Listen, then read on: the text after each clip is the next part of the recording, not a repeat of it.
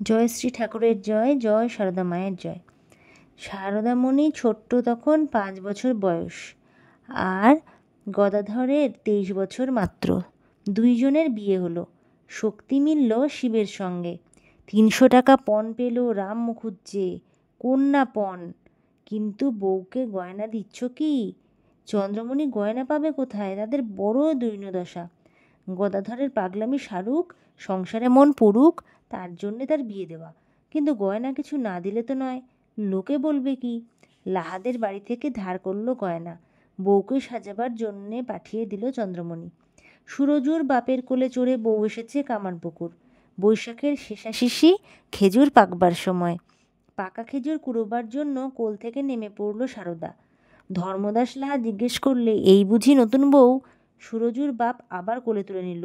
বউ পেয়ে চন্দ্রমণির খুশি আর ধরে না। কিন্তু যতই আনন্দ করো, গায়ের গয়না ফিরিয়ে দিতে হবে এবার। যতই সে কথা ভাবেন, চোখ ছাপিয়ে জল আসে।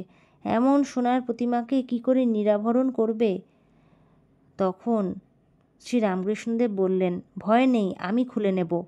সরল শান্তিতে ঘুমিয়ে পড়েছে সারদা মা। একটি একটি করে সব গয়না খুলে নিল গা থেকে শ্রীরামকৃষ্ণদেব। কিন্তু ঘুম থেকে উঠেই টের পেল ছোট্ট সারদা। জিজ্ঞেস করতে লাগলো জনে জনে, কে আমার গয়না নিলে? কোথায় গেল? বা এই যে পড়ে শুলুম রাত্রিবেলা। সহ্য হলো না চন্দ্রমণির। দুহাতেই সারদাকে কোলের ওপর চেপে ধরলেন, বললেন, ও গেছে গেছে, গদাই তোমাকে আরও ভালো ভালো গয়না দেবে। সে সবই তো আসল অলংকার।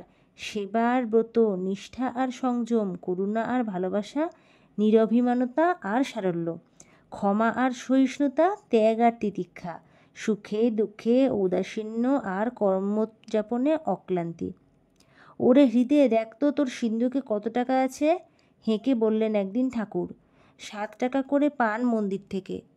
যদিও নিজে ছুঁয়ে দেখেন না, ছুঁতে পারেন না, সেই সব জমে গিয়ে সিন্ধুকে। হৃদয় গুনে বলল, 300। ওকে ভালো করে 2 ছড়া তাবিজ গড়িয়ে দে, আর ডায়মন্ড কাটা বালা দে 1 জোড়া। ওরে, ওর নাম সারদা, ও সরস্বতী, তাই সাজতে ভালোবাসে। তারই জন্য তো কান্না সারদার। 5 বছরের সারদার আমার গায়ের গয়না কে খুলে নিলে? সঙ্গে সে বাড়িতে ছিল তার এক খুড়ো। ব্যাপার দেখে ভীষণ চটে উঠল। এ কি ছলনা, এ কি কারচুপি! সারদাকে কোলে তুলে নিয়ে ফিরে চলল সোজা জয়রামবাটি। চন্দ্রমণি চিন্তিত হলেন।